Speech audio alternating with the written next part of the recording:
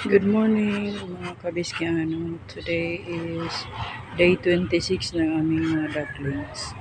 Ibinalik ko po sila guys sa taas ngayong umaga lang. Kasi nabawasan na naman sila ng isa. Tinira na naman ang mabait. Tapos yung nangingitlog doon guys sa ilalim, nalagyan ko na ng cover kung mapapansin nyo. Hindi ganun kita.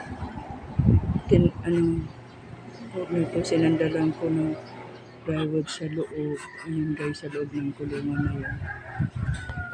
Yun guys, oh. Yung area na yan guys. Yung sa likod ng yun sa likod ng tiles na yan. Nilagyan ko po ng cover. Tapos balik po uli, wala na po harang uli sa gitna. Kaya malawak-lawak na uli ang nilalakaran nitong mga malalaki.